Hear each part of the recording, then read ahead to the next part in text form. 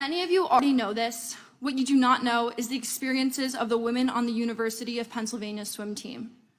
My teammates and I were forced to undress in the presence of Leah, a 6'4" tall biological male, fully intact with male genitalia, 18 times per week.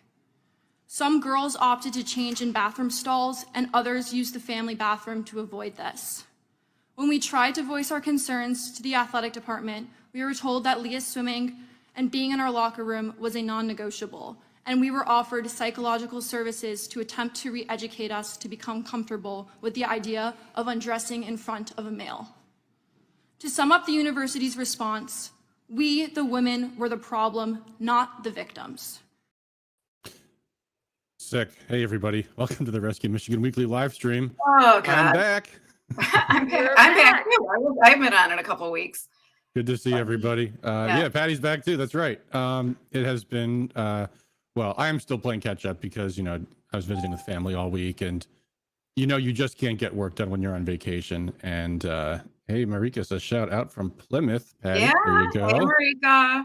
What's up? So, yeah, I mean, that was from a congressional hearing last week.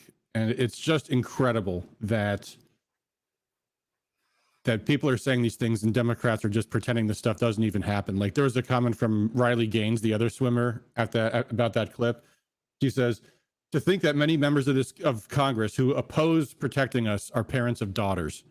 And then who was that other one? There was the girl that was detransitioning that had her breasts chopped off at age 15. And she says, I'm staring right in the face of these people and telling them that this is happening. And they're telling me it's not happening. I'm like, hey, I'm right here. I mean, it's just insane. Yeah, Daniel says Republicans are pretending this doesn't happen too. Asa Hutchinson. Yeah.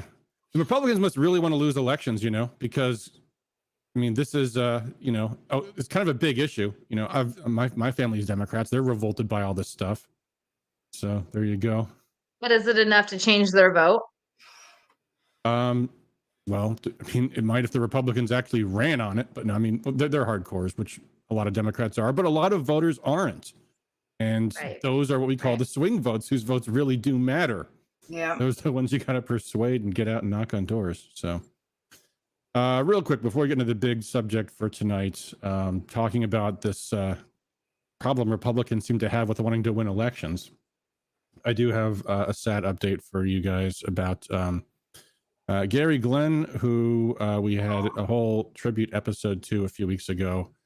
He has passed away, and this is the obituary there. And if you want to come remember Gary with some others, there's a great biography of him on this page, as well as the information. There's visitations August 4th, August 5th, and this is in Midland, Michigan. And then the funeral ceremony is on August 5th at 11 a.m. And you can see the details on the screen. If I went by too fast, you can always just play this video again later and then pause the video. I don't know if there's an easy way to, hold on, you know what I'll do? I think what I can do is I can put the short link into a comment and then feature the comment. So let me do that so that people, if they want to get this information, they can. Hold on one sec. I got to find it here. It is at, let's see here. I type in yeah, this is it. Okay, type this in, I'll cut it, paste it as a comment and post. And there you go. That's the link for the information on Gary's service. There is also a Give, Send, Go to help defray the cost of funeral expenses and everything else, set up by Gary's good friend, State Board of Education member Tom McMillan. So you can see that there. It's at givesendgo.com/thankful for Gary Glenn. I'm going to donate. I just got back from my trip, so I will make a donation as well. But you can do that to help support the Glenn family, because Annette's obviously been going through a lot. She's also, working with the House Republican caucus and having to help Republicans reclaim their majority. So a highly stressful job to begin with, on top of everything else she's been going through. So you can support the Glens at givesendgo.com/thankful for Gary Glenn. All right. So anyway, yeah. Here, I think I left this up on the screen for enough time. Tony Parton says that said he was a true patriot. He really was. He was unmistakable, irreplaceable, I guess is the word. Jonathan Chapman asks, who's your pick for mayor? What city? Or maybe he's asking you, Patty, about mayor of Plymouth or something. I don't know. Jonathan, you'll have to specify. No. He also says, Randy says, wait, we're supposed to actually win elections. You know, I'm starting to wonder, because that's the one thing that I guess we can start talking about. Oh, Tony Parton says Westland. I have no idea who's running, Tony, so I can't help you there. Well, the Westland is the seat where if the mayor, one of the state reps is running for mayor in Westland. So if he wins, that opens up the state rep seat to possibly have a Republican. Yeah, and it means makes it the Democrats have that much narrower of a majority, at least for a time period. So, yeah, there you go. So I'd say vote for that guy, whoever it is. Right.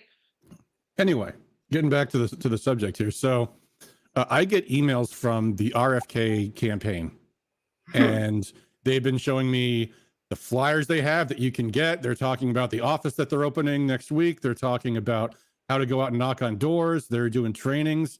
And it occurred to me, I haven't heard from a single Republican presidential campaign.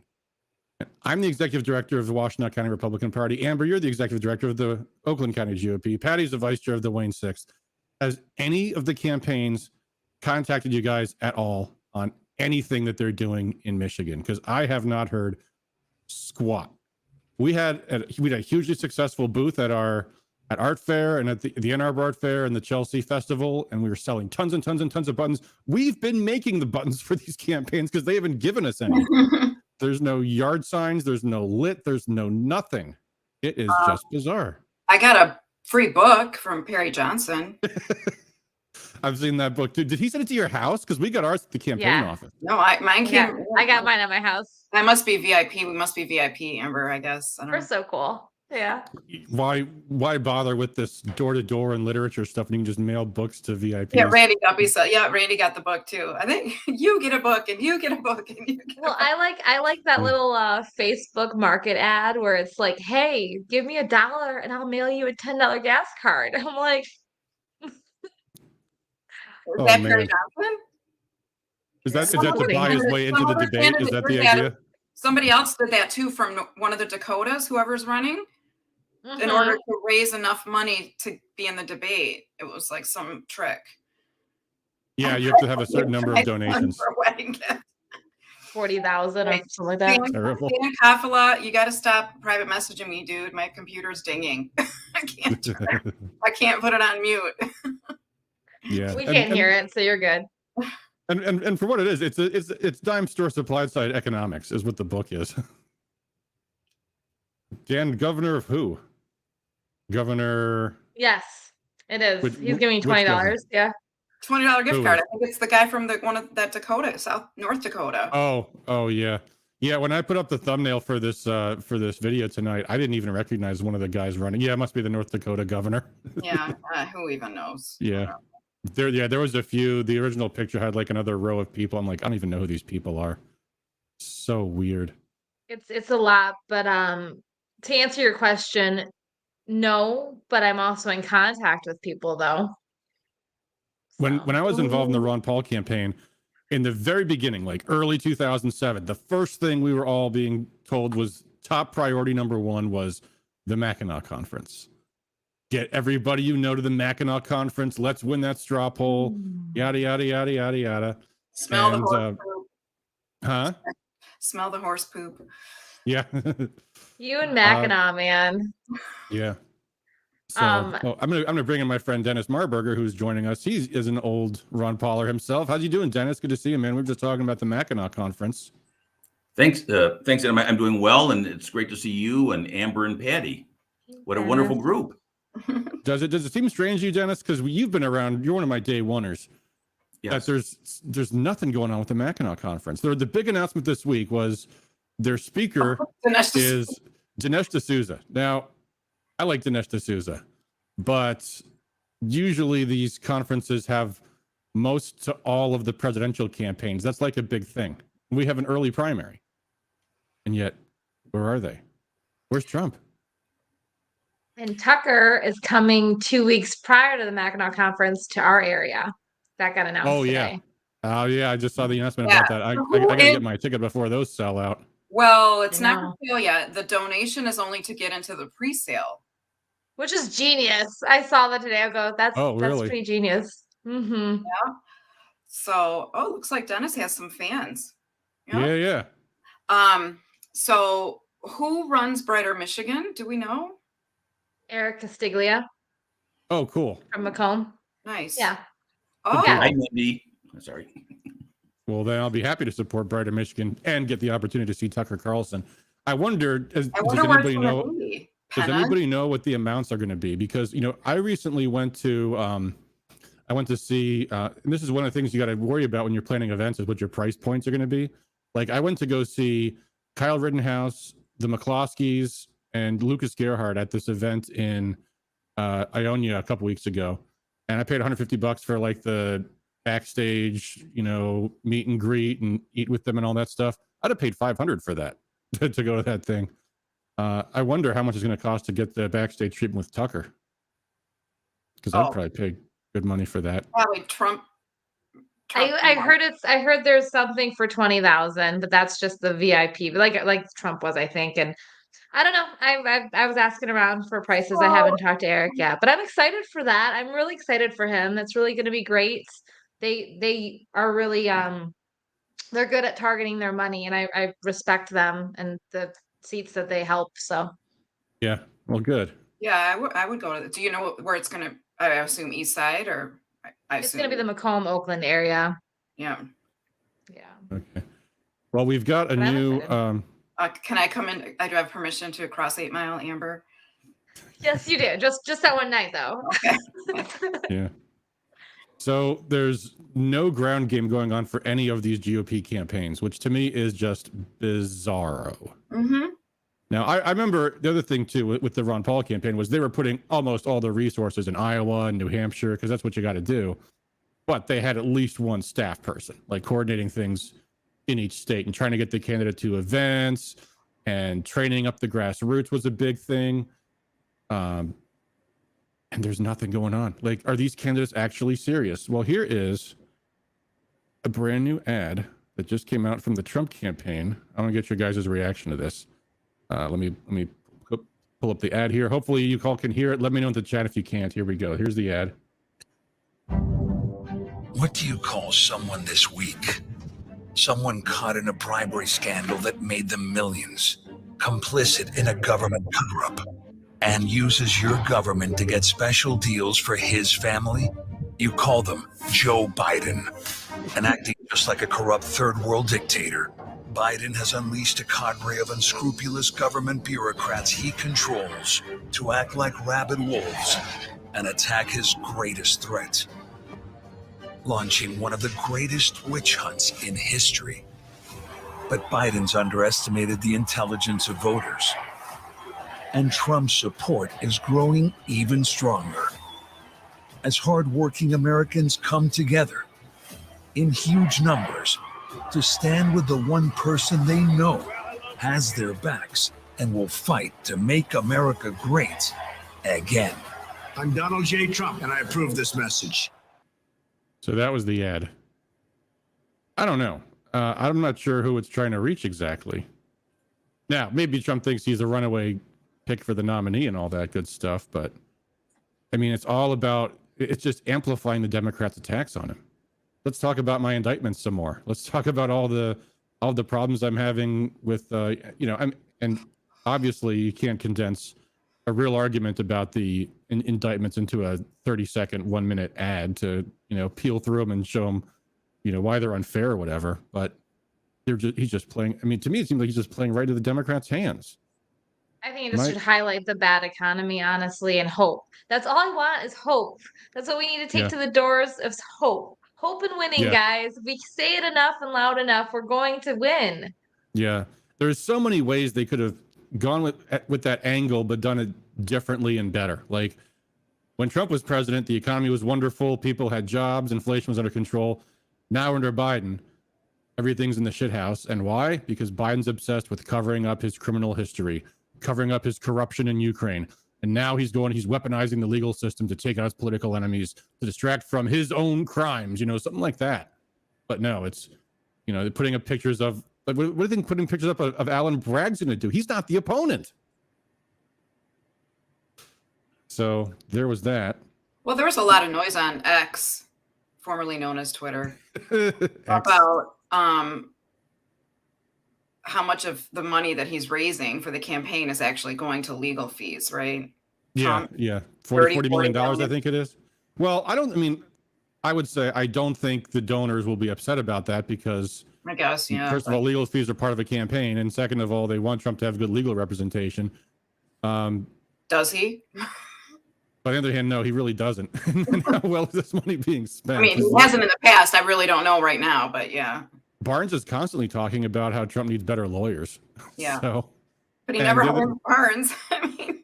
Yeah. And the other, like Barnes, I think Barnes is kind of auditioning for that job too. He wants Trump to find better people, but that's Trump's problem is he doesn't find good people. And that's why he gets himself in the messes he gets in. Yeah.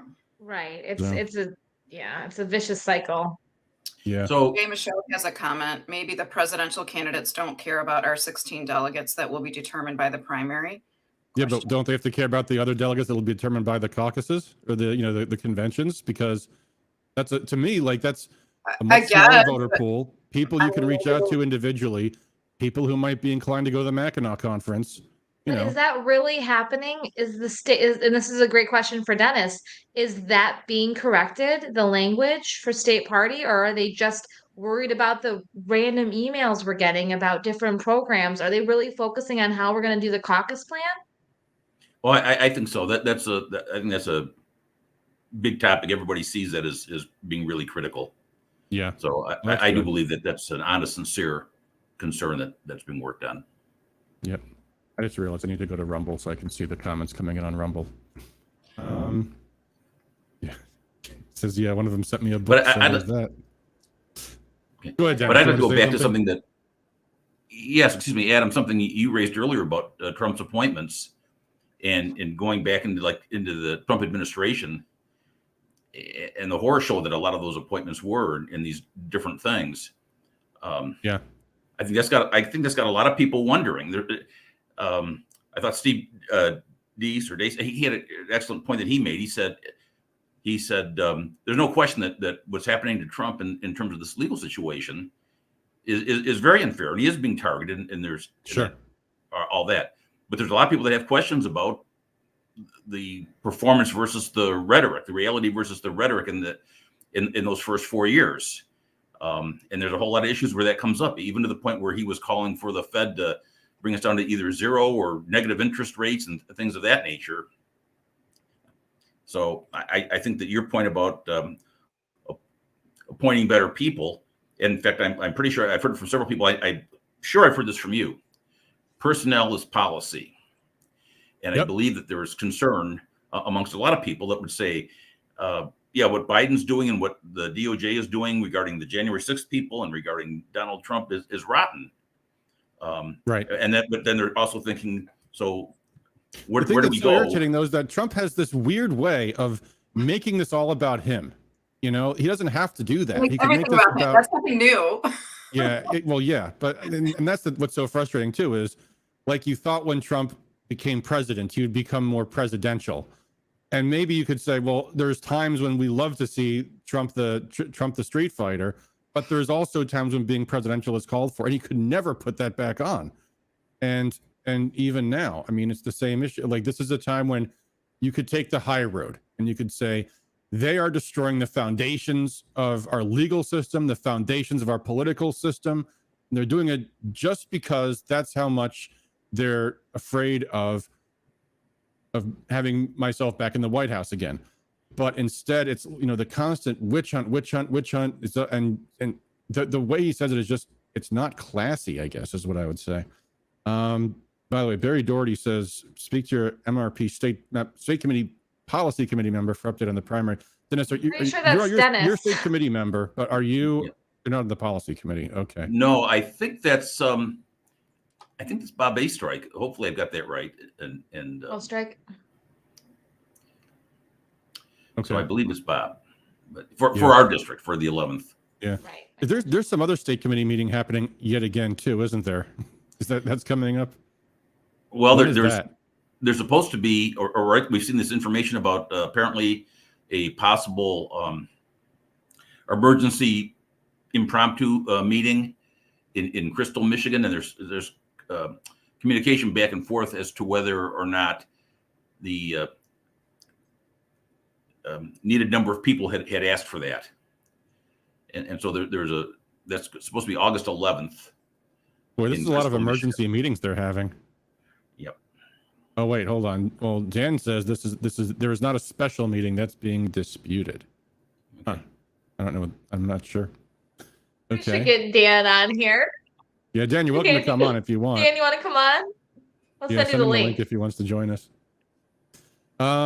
So the other big There's a lot of story with this week disputes. in the presidential race is DeSantis's campaign spiraling out. There was, falling poll numbers, lots of staff layoffs. Apparently his campaign's also spending a ton of money really early, which I knew Trump was doing. I didn't know DeSantis was also doing that. There was a staffer fired who had put a Nazi symbol in a video that they put out. And then there was the whole, here I think they're wrongly going after DeSantis for that Florida curriculum debacle. And we can pull up some stories about that real quick. Let me see. I thought I had something handy, but maybe I don't. You know what? Great place to find all this stuff is on our Twitter page. It's funny, my bookmarks for Twitter are being changed now that they're switching over to the X logo. Let's see here. Oh, look at that. We're live on Twitter too. Yeah, hold on. Let me just share the screen now. Why are they changing the name? I know. It's weird. Nobody had a problem with calling it Twitter, and I don't think people are going to start calling it X ever. No. Yeah. Anyway. Yeah, Jay says I would like Trump better if he made some candid admissions about mistakes he made during his first term and how he's going to improve the second time around. Yeah, exactly. But that goes against every one of his instincts, and it's no bueno. Anyway, so I do have this pulled up here. This is interesting take. So DeSantis is going. So Tim Scott's going after Ron DeSantis, saying apparently the Florida curriculum there was some comment in it about how slavery had some kind of side benefits, which is a horrible thing you should never say ever, ever, ever. But this Washington Examiner story makes this point that the Democrats are claiming these standards taught that slavery was beneficial to slaves, which is not what it ever said at all. They said that not all slaves were unskilled field hands, and many of them learned professional trades, and some were even allowed to work and buy their freedom. This wasn't controversial until last week because it was in the curriculum already. But Tim Scott and Byron Donalds are going on the attack on this. Of course, Tim Scott is also running for president. So they are precisely using the Democrats' disinformation to attack Ron DeSantis. But nonetheless, I mean, DeSantis' campaign is in a bad state. By the way, there's another comment I meant to read earlier and I forgot about. Nope, that wasn't it. Oh, yes, it was. Daniel asks, does anyone think there's any serious contenders beyond Trump and DeSantis, even historical long shots like Ron Paul had better messaging than this bunch of also-rans? Yeah, no. Nobody other than Trump and DeSantis has a shot. And I don't even think DeSantis really does either, honestly. Which is why I'm finding the Democrat presidential primary a lot more interesting. But, I got an email from someone who was asking me about Vivek, and I was like, no, he doesn't have a chance. And the guy writes back, yes, he does. Look at this. He talked to Elon Musk, the richest man in the world. I'm like, dude, did you want my opinion as someone that's worked in politics for 15 years, or just want to try to tell me what you'd like to believe? No, Vivek has no chance. That's the story of half the people we talk to on a daily basis. Yeah. At least, yeah. Yeah. Speaking of that, should we talk about these other things that people want to believe will work that will not work? I think we probably should, because apparently recall fever is picking up everywhere. And here's the weird thing. I think that these recall efforts they come from the same motivation that people have for a lot of other weird political projects that they think is going to be this silver bullet, like the Convention of States. Let's just amend the Constitution. We'll fix everything that way. It's like this one easy trick. We've talked about this one easy trick to save our constitutional republic. But the weird thing about the recalls is they're not easy. They're harder than winning an election, orders of magnitude harder than winning an election. And oh yeah, all we got to do is collect 13,000 signatures in a House seat, which means basically half of every Republican voter in the entire district in a 2-month period. And then if you somehow have the resources to pull that off, which you don't, I mean, maybe if everybody got together and focused on 1, maybe 2 seats, maybe you could pull off the signatures. But I bet you couldn't. But let's say you could, then you just have another election, another whole election. And I mean, there were the people that came to me and they were pitching this. They're like, we can't possibly win in 2024, but we could win in a special election in 2023 because Democrat turnout is so low in these elections. I'm like, no, Democrat turnout is low in low interest elections, like May elections when there's nothing on the ballot but a mayor or a tax millage or something. Remember proposal 1 in 2015, the proposal to raise the gas tax, raise the sales tax, there was some other tax they're also going to raise, vehicle registration taxes, and tons of voters turned out from that in that May election. I mean, do people think the Democrats are going to sit in the sidelines and not spend hundreds of thousands of dollars to defend their majority that they only have by 1 seat? No, and talk about the caps that get removed for recalls. Oh yeah, that's the other little thing there too. I mean, and again, we've been through this, folks. This happened 2 years ago. Someone tried to recall Gretchen Whitmer, having had absolutely no resources to be able to do so. And because of the existence of that recall petition, Gretchen Whitmer now had a whole separate fund that has no limits on receiving contributions. So Whitmer was able to raise, was it tens or even hundreds of millions of dollars for her for her re-election campaign that she couldn't have otherwise raised. So it actually gives why the enemy, that is? Huh? Can you discuss why that is? I don't know why. It's very peculiar. It's an obscure part of Michigan's election law, but basically what the idea is that when there is a recall election, the party that is engaging in the recall itself doesn't have campaign finance limits. Therefore, the party that's subject to the recall doesn't have campaign finance limits either, because that's quote unquote fair. So it doesn't make sense, but that's what it is. Apparently, I had heard that what happened was a judge said, well, actually, because this recall has no legs, you haven't actually been recalled. Just because someone files a petition intending to recall doesn't mean you can. So then the plan B was going to be she was going to just give all the money to the Democrat Party anyway, which same difference. And then someone claimed in the show, I think last week, that somehow that got reversed and she was allowed to keep the money anyhow, but same difference either which way. So just having existence of the recall petition or getting all the signatures lets them have just filing the recall petition. That was it. That's what triggered it, because they never got the signatures to recall Gretchen Whitmer. Right. So, but she was able to fundraise in an unlimited manner. We don't have the resources as Republicans, or the people that are doing this do not have the resources to raise millions to help fund these campaigns. They just go in half-cocked, what I'm seeing at least. Yeah. And then the people that are being recalled do have the resources to raise millions, and then they do. Yeah, I mean, if you were a serious person trying to run a recall campaign so that we could get the Democrats out of majority as soon as possible, it's okay. What are we going to do? Well, they have a 2-seat majority in the House. No, 1-seat majority in the House. And so we need to just remove at least one of them, preferably 2, so we could have a majority again if we knocked and built that. Okay, who do we target? Let's think here. Okay, Jamie Churches, the most vulnerable Democrat, barely won her election, who's a complete nutcase. We have on video being a complete nutcase. Perfect. Who else do we have? Betsy Kofia, extremely close seat. Maybe target her. Regina Miller, extremely close seat. Might be able to get a better candidate to run against her. Someone who got more energy to run against her. And that's it. But no, they're targeting like 8 people, including one of them, Noah Arbit, who won his race by 13 points. Like, You can get the well, you can't get the signatures, but pretend you could. Then you just have an election and he'll get reelected anyway, because you don't get disqualified from running for reelection just because there's a recall. You still have to, you can't just kick someone out of office by getting signatures. They have to go before the voters.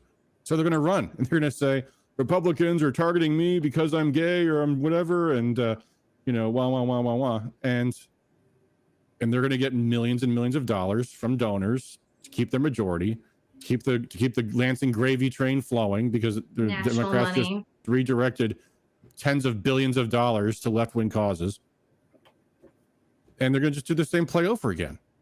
So what's the benefit to any of this? There's nothing. I mean, other than maybe knocking on doors with a recall petition, at least you can still talk to voters about the incumbents. But I mean, the thing that drives me crazy is they're getting these people high on this hope with no one, because they see things all the time in other states where the rules are different. Like, oh, in California, they recalled their governor. Yeah, but in Michigan, the rules are you've got 2 months to get basically like a fifth of all the voters when half of them are Democrats. And then, by the way, when you knock on a door, there might be 4 or 5 registered voters at that address. It might not be home. Maybe only one person's home. You can't get everybody's signature. So how many passes do you need to make to get the signatures you need in every single precinct in the district? How much manpower does that take? Has anybody computed this and thought it through? So it's a trap. I Well- think it's a trap, but like Asuka's saying, Kofia is a good seat to go after. She is being recalled. If Yeah. we concerted our efforts in those 3 seats, but instead we're doing grabs all over the place at all these seats. Kofia was one of them. Naming 3 seats would have been better instead of just willy-nilly everybody going, oh, I'm going to recall this person. Oh, I'm going to recall this person. And so we're scattered. Yeah.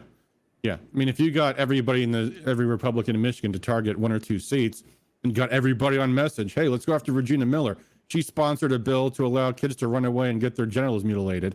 You know, that might be a winning message in that district. But when you divide the resources out and suddenly you're going after 8 other people, you know, someone asked me in my county, can you help out? And I'm like, okay, you're targeting 2 lawmakers in my county.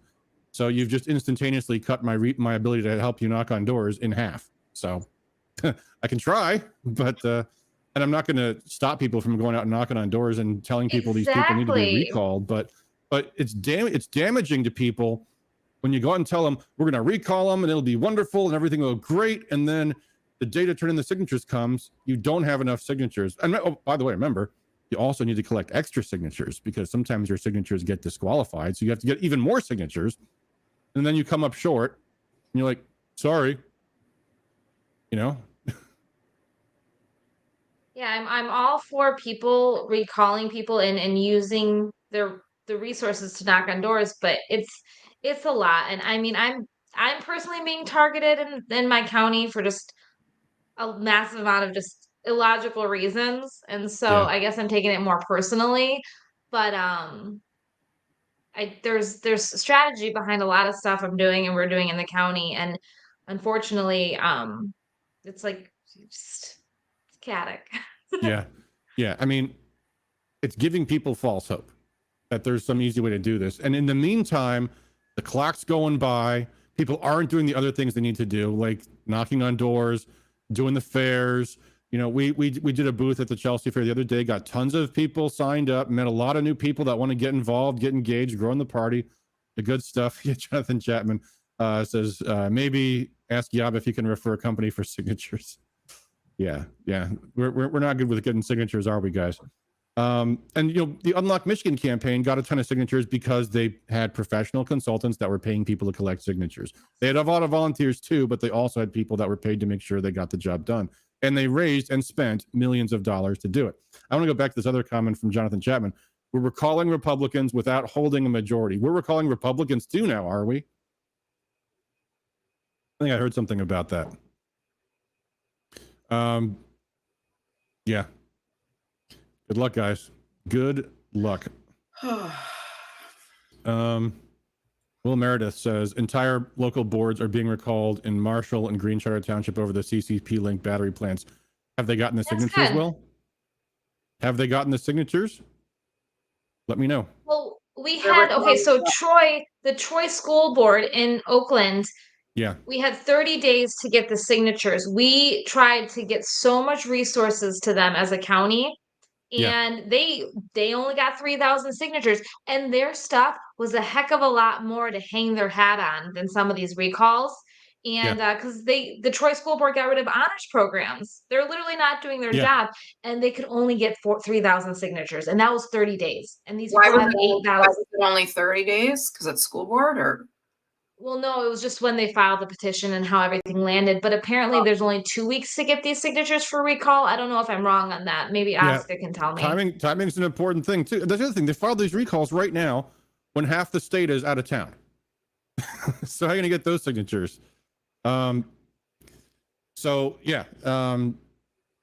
Randy says we're doing great with signatures for recall in Green Township. Well, in a small enough community, maybe you can. And we'll see. There's But, talk of a recall in but Plymouth Canton schools too, and it's yeah. I mean, yeah, I remember it's not delegate led either. It's like all these other people after they changed the mascot. The school board voted to change the mascot from Chiefs. Yeah. So they did a survey because it's offensive, don't you know? It was they did a survey. They had like over 6,600 respondents. 70%, so super majority, did not find it offensive, did not want to change the name. Over 90% of Native Americans didn't want to change it, and it was 6-1 to change it. Yeah. All right. Will says that they did get the signatures with well over the amount needed. Well, that's great, but again, that's a township. That's not the same as a state representative seat. I mean, that's where you might be able to actually pull off full coverage. And the more state we need rep about seats you add 8,000 in, the harder it is. signatures. Right. We Yeah, need 8,000 signatures per seat. And I think in Oakland they're trying to do 4 state reps. I don't know. I'll help where I can, but my hands are up because I don't know. Well, I remember this was when I was working for John Riley years ago. They were trying to recall every member of the Rochester board, the school board. It's like, why don't you just beat him in the next election? Run a candidate now. Run a really great candidate now, and just knock doors. And that's what we're gonna do. I mean, that's what I'm gonna do. Yeah. Dwayne says I was part of a recall in Plymouth Township. Most of the signatures came early and expired, even though we had enough signatures. The early ones expired. We were faced with winter and we abandoned our efforts. It's late in the season to start a recall. Yeah, there's no good time to do it. Because, I mean, you have everything else in the world you have to do anyway. Like there's seasons in politics. This is the season for organization building. Strategizing. Yeah. Messaging, going to the doors and getting the messaging that the people want. I find we are constantly throwing our message and shoving our message down the voters' throats when we really need to listen to their message. Yeah. Yeah. Jonathan Chapman says Johnny Steele, 54, and he says she is a DeVos swamp monster. She may be, but you get the signatures to recall her. Guess what? She's going to run for the seat back, and she was their nominee in the last cycle. You're going to cause the Republican Party to spend tons of money. They may actually lose the seat, or they're going to spend tons of money that they can't now spend fighting Democrats. If you want to run a project on her, primary her. What's the point of any of this? Just primary her if that's what you want to do. So there, and again, as an organization building exercise, I could see some value in it, except that then at the end of the day, you crush everybody's spirit when you come up short. So what's the point of it all? We need some victories. We really do. We need to knock doors now with a better candidate. And if that's the case, then knock doors with the candidate so early and turn hearts and change minds. This isn't rocket science. We're just not doing it. Yeah.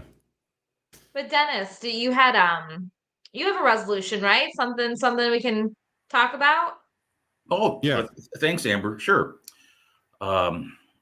Yeah, I would like to. And this was interesting because the group at our 11th Congressional District Republican Executive Committee meeting was enthusiastic about it. It's a very sad situation, but it's one where we can utilize maybe some of the principles we even had during the Ron Paul campaign, Adam, in terms of non-interventionism.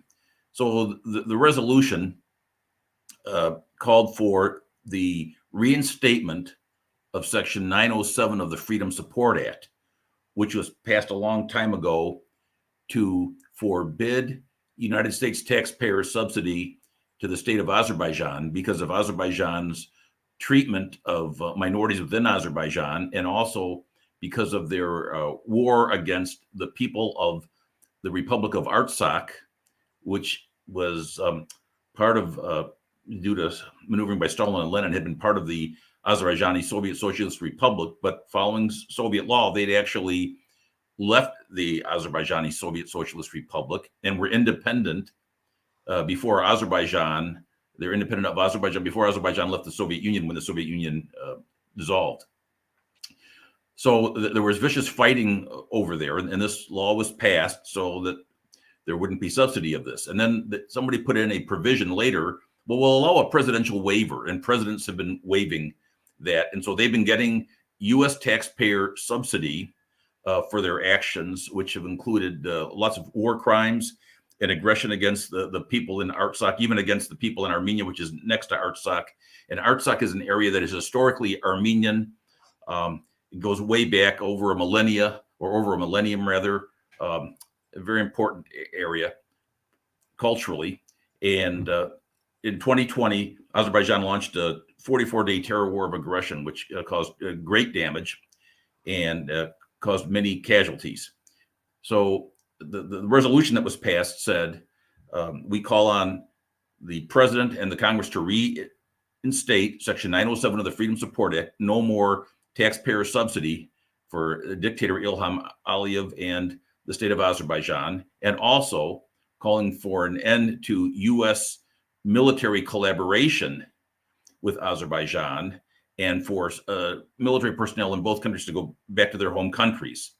And that's also a key point here, because with the foreign policy of having this globe-girdling empire, one of the things that the deep state has done is, in working with NATO, they have a bunch of countries that are sort of like junior partners. They aren't in NATO, but they work with them.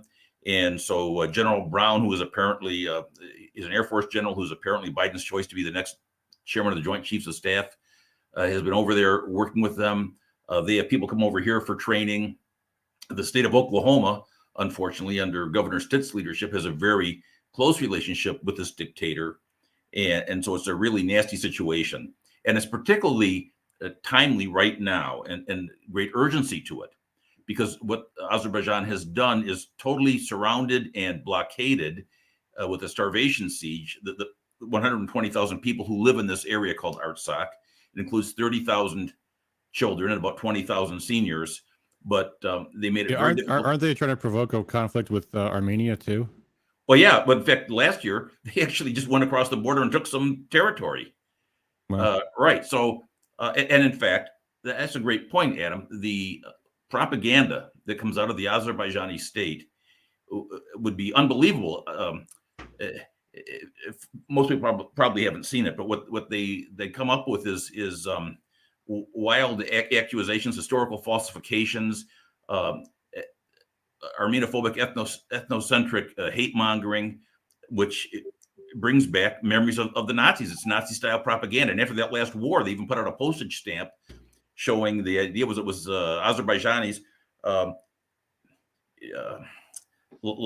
mean, I think as much as that's going on, even more of it's happening in Ukraine. I mean, people should be putting out denouncements about the Nazis in Ukraine that Joe Biden is funding and arming. I mean, that's I think a great way that people could raise awareness of these issues, and also, by the way, highlight the contrast between the non-interventionists like Trump and like DeSantis, and I think like Vivek. I've heard him. Well, Vivek, I'm not entirely sure about, but versus the neocons, the Tim Scotts and the Asa Hutchinsons, and all these other people who care more about funding the Ukrainian dictator Zelensky, who canceled the elections for the next year, than they do about doing anything for Americans. So, well, yeah, you're absolutely right. But I'd like to make another point. I think it's very important right now with this siege that's going on. Is recently they're not allowing anything in or out. So, and they are shooting at the farmers.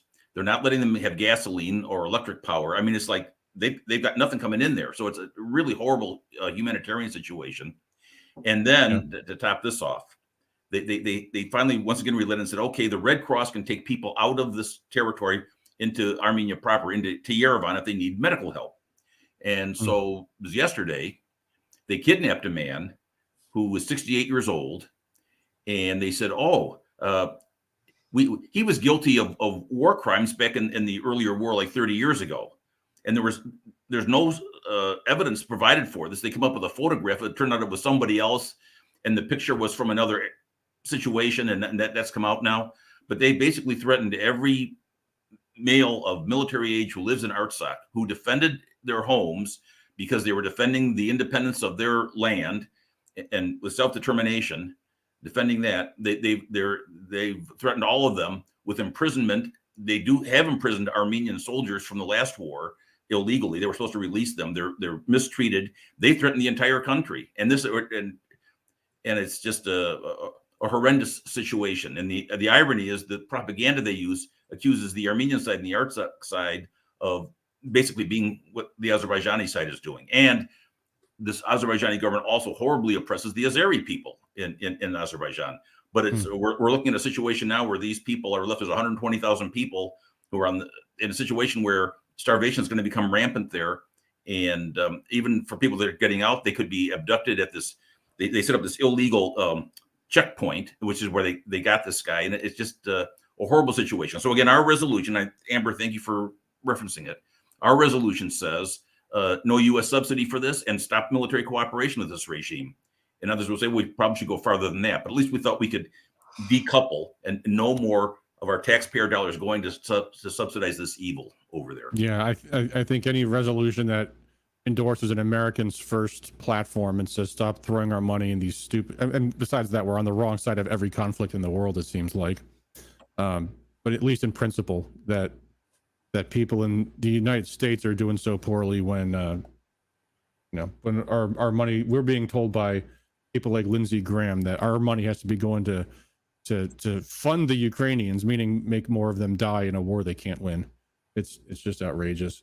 The other thing too, by the way, since I feel like this touches on this issue, I did want to talk about this too, because this came up in a couple of things with me recently, and that's something I think I want to do something about, which is this this Defend the Guard initiative that Tony DeMott, who passed away recently, was a huge proponent of, as was Gary Glenn. In fact, one of the final things I had talked about is with Gary was he wanted to put me in touch with Dave McKnight, who organizes this whole thing, and he gave me his contact info. He said, "Yeah, this is going to be a huge thing, because if we do this and the military tries to send Michigan or other states or Michigan National Guardsmen, if we're the ones that pass it overseas, then that is absolutely going to be a tee up for a Supreme Court issue."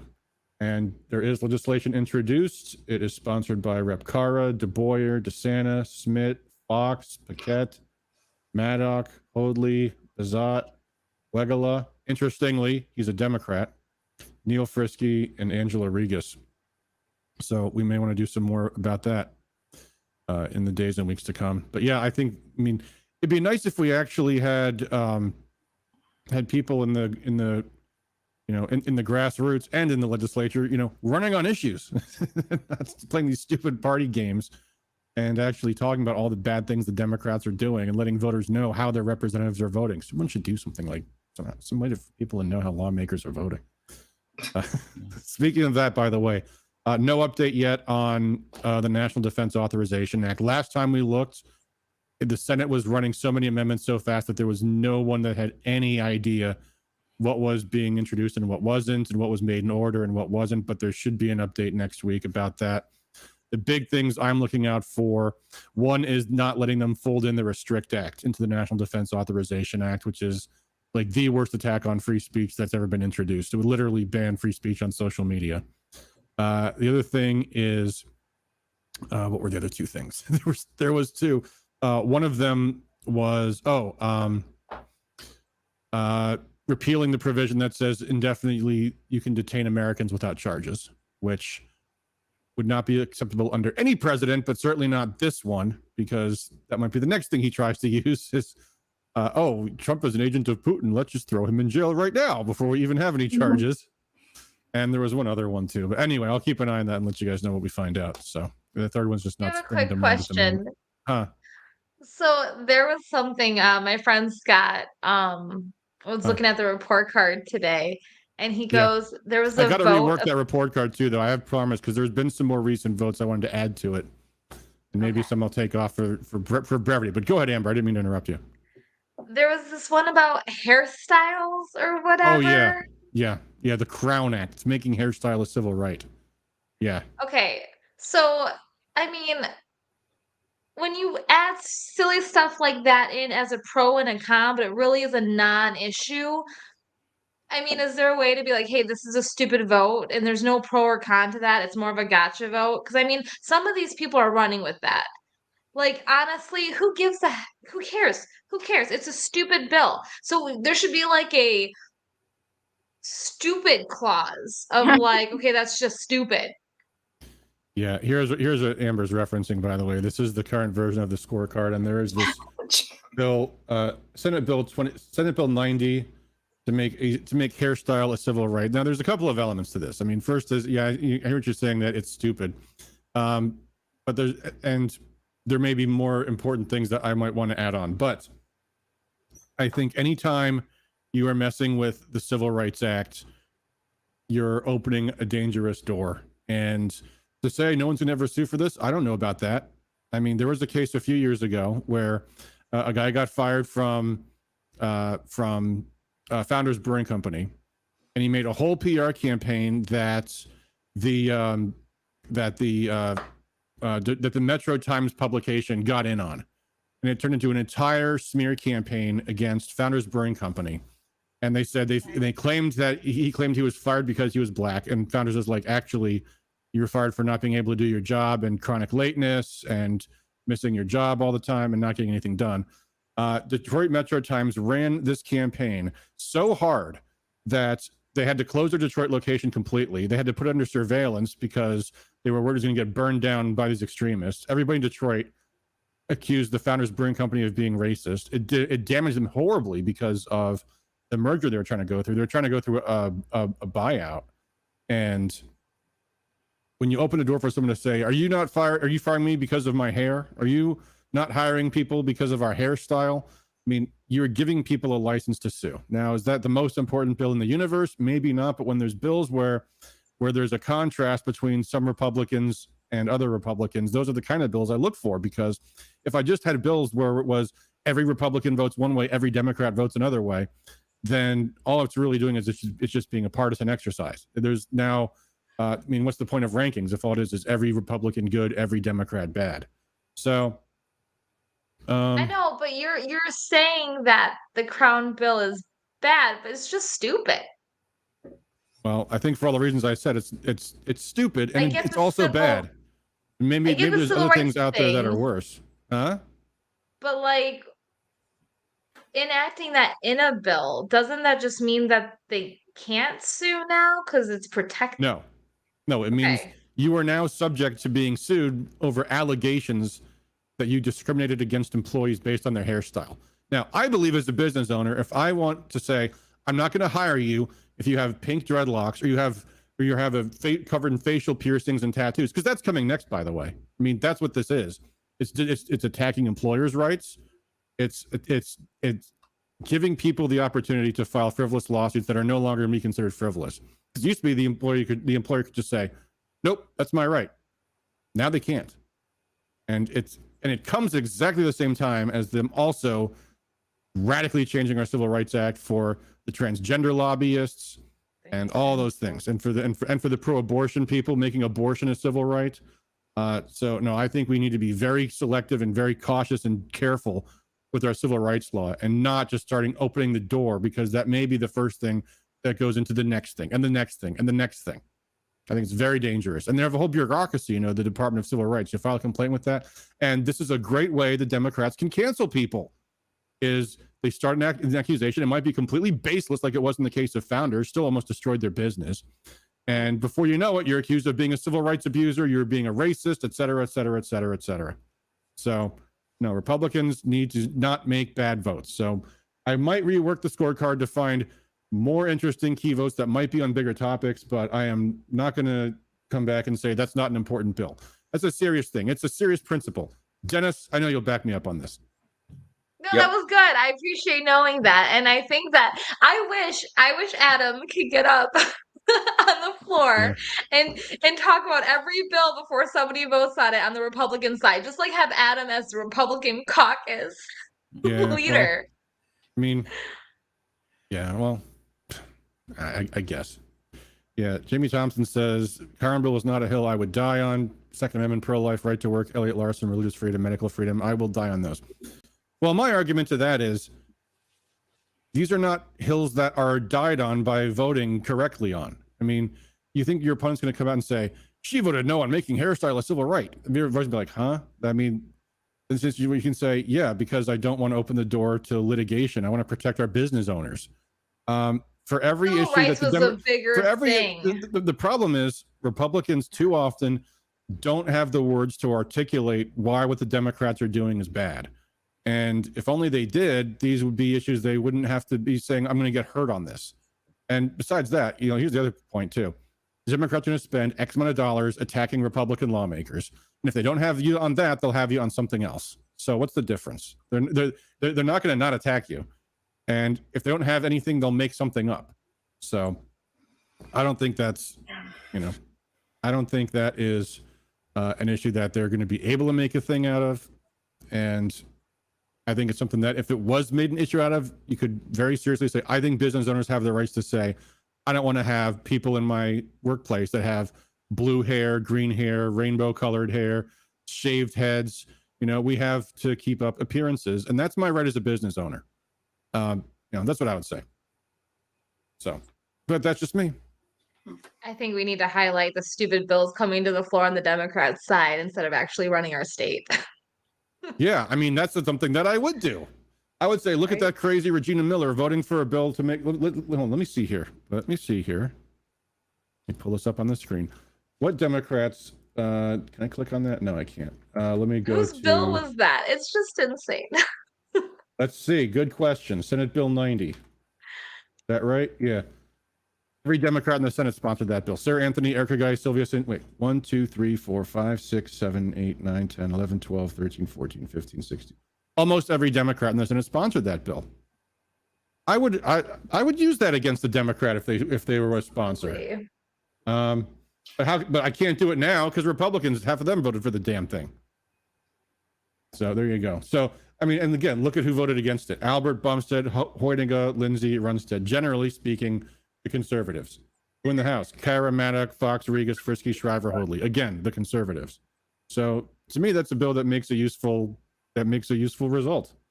So those are the kind of tests that we look for. Because if you just have right to work and Second Amendment stuff, yeah, every Republican will vote correctly on those. It doesn't give you any distinction. I mean, you put all those kind of bills up there. Donnie Steele looks like she's a conservative. Just saying. So I was reading the list. Randy Guppy says, hairstyle is civil right. I deserve to have a full afro.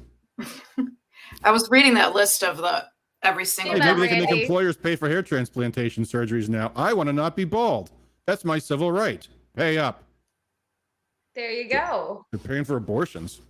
I changed my mind on the Crown Act. Me and Dennis are going to go get hair transplants. I just got to find an employer that gives me health coverage. All right. Anyway. Patty had a Thank good you for point. going over that. I appreciate that. I think Patty was making a good point over there on something. Well, I was starting to say, I was reading that every single Democrat list again earlier because we're trying to put together a flyer. And I didn't know about this. And if you talked about it, I forgot or zoned out. But I didn't know that they changed the precinct size from 3,000 to 5,000. Yep.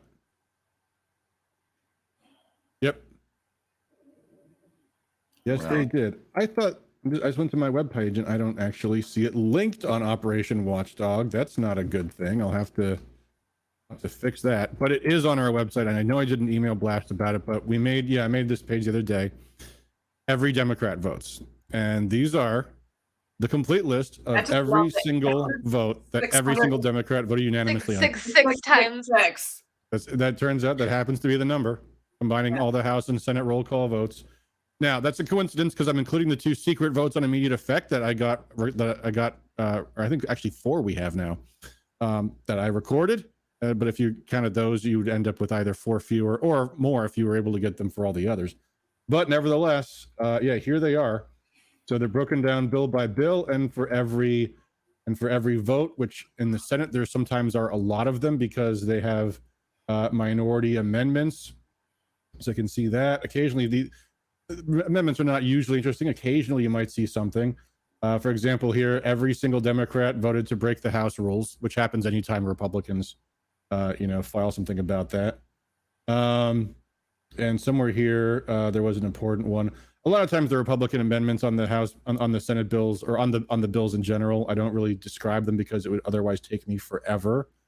But there was, I think, one, this one, Senate bill or House Bill 4616, which the governor has now signed.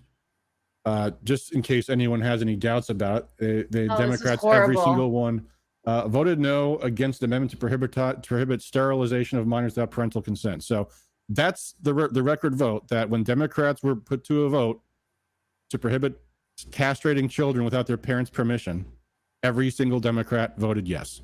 Every last one, by voting no on that amendment. So there you go. Yeah, and you can't have any sort of mental health therapy. I wonder what the repercussions are now of a therapist that tells a transgender person, like a little kid, you should love yourself. I wonder if they can be prosecuted for that. Just love the body you're in. They could lose their licenses. And that's what's going to happen is it's going to intimidate doctors everywhere. Someone needs to file a lawsuit about that. And Absolutely. hopefully somebody you cannot mentally, the mental health aspect behind the transgenderism it's insane. So I posted something on my Facebook and got 35 shares on that. So hopefully it's a gross First Amendment violation, no question about it. Oh, and then don't you love how Whitmer signed into law that we're going to pay for everybody's lunches? Everybody gets a free lunch in school, lunch and breakfast. Yeah, right. So that was new too. So yeah. All right, Jay says, random topic, my county clerk's office is holding its only election inspector training for this 2-year election cycle this October. Everyone should take and find their local version of this training so they can be ready to work the polls in their own communities or anywhere in Michigan. Yes, absolutely. We need people to get involved. Can they do that just once? Huh? Can they really do that? What? Only have a training now for the whole 2-year cycle? That doesn't make sense. It's possible. I don't know. I would imagine they're going to have another one later on. I mean, they're going to have different people applying next year to work, right? They got to train them. Yeah, I tell people you should apply to be an election inspector in multiple places because you might not get called to be one anywhere else. But we'll talk more about that, I'm sure, when the election starts looming next year. We did a lot of discussions about that last year and actually got a whole lot of people signed up to become poll workers. And that's going to be a big thing. But again, folks, right now, the issue is organization building and growing your local movement and building the GOP and, getting more people activated and out knocking on doors. Is there a way we could get licensed, Adam, as a training for election inspection? No, the clerks all do it. Yeah. JP Thompson says, I'm a fat white woman who dyes my hair blonde. Do you think I can be protected? Of course not. Come on, Adam. You can't smash on being conservative because I voted yes on this hair bill. Look, I'm not trying to attack my friends here, but I stand by my position on that bill. And maybe, and you're not the only one that's been upset about that. I may find some other bills that are just as illustrative and maybe more serious on some other things. I still have to look through some of the more recent votes that you guys had before you guys adjourned for the summer. The civil rights aspect makes sense. It really does. So the civil rights aspect makes sense how you described it. Like where does the line if you just keep infringing on it? Yeah. Employers' civil rights. Yeah, Jay says I could be wrong about it being the only one, but this is the only one I know of. Yeah, there'll be more next year, I'm sure. And it might be the case that if you already were a poll worker in the last cycle, you don't need to take another training again. But don't quote me on that. That could be incorrect. So I don't know. But Yeah, I think that might be about all I've got for this week, folks. I was out of town. I know there's things I missed because there's been a lot of party drama. There's been a lot of legislative Mo stuff. Brooks, you want to talk about Mo Brooks? Oh, that's right. Yeah, I do want to talk about Mo Brooks. Let's attack Trump some more. My audience loves it when I do that. Let's But not yes. attack Trump. Let's not. I do have to make a great announcement, though. We had some really Right. great victories in Oakland this week amongst the chaos. But Mary Margaret Patterson has put in her hat to run for county executive. She is just an amazing woman, mother of 4, who owns businesses in the county. She was a teacher, and she was Al Brooks Patterson's daughter, or she is Al Brooks Patterson's daughter. So a great amazing woman that I'm sure you'll see in the next 16 months. And she had over 500 people at her announcement. So it's something really a good start to put hope into in Oakland. So Yeah. And it was a terrible weather day too. and Yeah. thank you, Dennis. Yeah, it was crazy. Yeah. Jamie Thompson says, not one Wayne County delegate has helped me knock on doors. Not one Wayne County delegate came to my fundraiser. Sorry for letting loose, but that's the real me here. I get it. I understand. And Jamie's in a tough seat and needs to be, supported. And I do get that. But yeah, and shame on all of those precinct delegates that don't support you. And there are delegates in Oakland too. I think people find excuses not to knock on doors, and There's a lot of I'm people- guilty of it myself sometimes. there's a lot of people who call themselves patriots who are nothing of the sort. And I'll tell you a funny story about this. We had a precinct. I did a precinct delegate training or precinct leadership training a couple weeks ago. So for 3 hours, I talked to a group of people about all this stuff about how you go out and knock on doors, what the technique is, how to get your list, how to do all these kind of things. And this woman had raised her hand kind of midway through, and she says, I just wanted to know, I want to organize an event because I think we need a new president. And I want to organize some kind of event about that. I'm like, okay, sure, let's talk about it afterwards. And so it turns out the new president that she wanted to support was Donald Trump.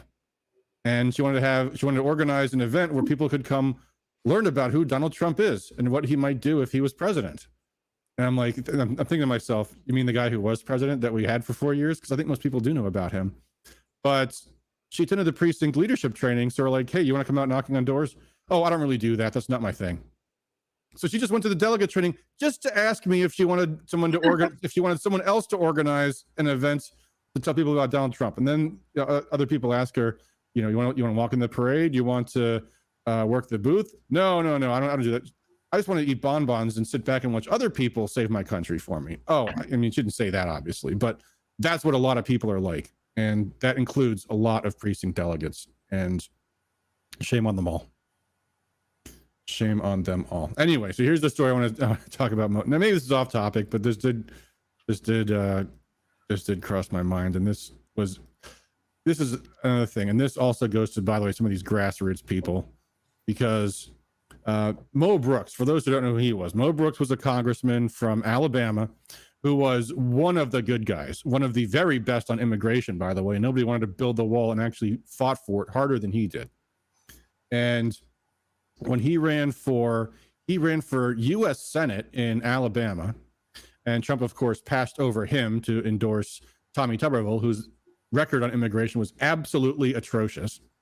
But then he later on got Trump's endorsement for the U.S. Senate in another seat. And then Trump endorsed him and said he was a pile of trash and he was garbage because he refused to say all the things Trump wanted him to say about the 2020 election. So here's what Mo Brooks actually says. He wanted me to do 4 things: advocate rescinding the election, advocate physically removing Joe Biden from the White House, advocate reinstating Donald Trump as president of the United States, and advocate for a new special election for president of the United States. By the way, all this stuff is completely unconstitutional. So after I had to explain to him I can't do that, he withdrew his endorsement, endorsed my opponent. So Brooks now says he's mildly surprised the special counsel hasn't reached out to him, because Trump just blatantly asked me to do all these things that were illegal. And Okay, so in defense, because, whatever, Trump's going to be the nominee. Why are we highlighting crap like that? Why are we giving fuel to the Democrats? Why are we highlighting that? Trump's going to be the nominee. DeSantis's campaign's in shambles. We need to start really ramping up and not giving fuel to people's fire. Because if people just blindly support Trump, he's going to keep doing stupid shit like this, and it's going to come back to bite him in the general. He's going to lose. And he's going to be the nominee, so we just have to not highlight shit like that. That's my point, my take.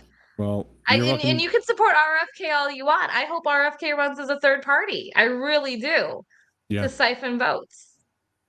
RFK is the biggest threat to Joe Biden right now in the primary. Absolutely. But yeah. I think we can all agree Trump's going to be the nominee, so we should be a little bit more Trump friendly. Maybe so. But the other point too is people are also opening their wallets for him when they might be opening their wallets for, people like Christopher Scher, the police officer who's on trial for his life in Grand Rapids in a few months, or the Trump electors who bought into the things the Trump people were telling them to do and are now fighting for their lives. I mean, let's think about how much this is going to cost them. Unless the judge dismisses that suit as a matter of law, it goes to discovery, and that's where things get really expensive, really, really quickly. And nobody can afford this. Nobody can afford this kind of stuff. Something interesting happened to me this past week about so T-Mobile shut down my texting because I was texting my contacts about, an event, and somebody marked me as spam. I don't know who, but somebody marked me as spam, and I wasn't spamming numbers. I really wasn't. It was my contacts. And so I call up T-Mobile, and they're like, you're on a 24-hour hold because somebody marked you as spam, but we can't tell you who it is, and we can't undo the hold. And I go, what? And they're like, it's FCC rules. And then the next time somebody marks you as spam, it's 30 days, and then it's 90 days. I'm like, but you can't tell me who it is, and you can blatantly just do this. That's just a lawsuit waiting to happen. And then they on the phone, they go, yeah, but who's going to sue the government? That's just a losing battle. And I go, in there lies the problem, and that's how they get you. Yeah, well, if you're going to do mass texting, yeah, good point, Jonathan. Support Jamie Thompson. Absolutely, you should. If you're going to send group text or bulk text, get a vendor. Do it that way. Oh, absolutely. But this was just literally in my contacts. I wasn't doing mass texting. I was just texting in my contacts. Oh, interesting. Well, it was crazy. That's terrible that they won't even tell you who it was. Anyway, that's one vendor. There's a billion of them out there. But but typically for texts, there's people you can pay to send out texts. I know, but they're like 8 cents. Yeah. Jonathan Chapman says, oh wait, I just read that one. Because they came on here late, I apologize. Well, we're going to have to watch the rest of the show later, Mark, because I think we're about to sign off. We actually went over an hour already, and I didn't think we had all that much to talk about, but there will be more, I am sure, this coming week. There will absolutely be an Operation Watchdog meeting on Tuesday. They've been kind of offline for the past months because the legislature's been out of session, but we will be kind of trying to catch up on things and talk a little bit about what the plan is now that I'm I'm back from vacation. Jonathan says you can do it for 3 cents a text. There you go. I do. Yeah, I know that he does texting. Yeah, absolutely, Jonathan. Thank you. Yep. All right. Anything else before we go? Dennis, Patty, Amber, you got any other events you want to plug? We do, yes. There is a pop-up pool party next Friday at one of the electors' houses in Milford. I'll let you surmise who that is. And that's going to be great. Yes, it's come out, hear directly from the electors, hear the story that is not being told in the media. And then it's just a pool party from 6 to 10. You can go on, I think, GMP's Facebook page and their website. And they're putting it on. And if anybody is between the ages of 18 and 40, I have a canoe and barbecue trip coming up on August 6th. That's going to be a lot of fun. I'm really trying to rev up the young adult, young Republican, revive that in Michigan because it's, been lacking. And we have a lot of great people coming to that. So just cool. Where do we sign up for that? That sounds awesome. August 6th? It's going to be a lot of fun. It's on the 6th. Yes. I will send you the link. I've been texting it out. It's on my Facebook page. It's on the Oakland County Republican Party's Facebook page. It's going to be a lot of fun at Hebner Canoe from 1 to 7 on Sunday. Right on. Jonathan Chapman says, will Christina Caramba be there sporting the bikini? Don't want to think about that. So there you go. All right. On that note, let's call it a stream. Thanks as always for all you guys do for liberty. Until Both next you time. guys are, you know, Huh? both you guys look like RFK Jr. with your shirt off. So yeah, you should talk about. Oh yeah. Hey, it wasn't my joke. All right. Thanks for all you guys do for liberty. We'll talk to you next time. Till then, peace out.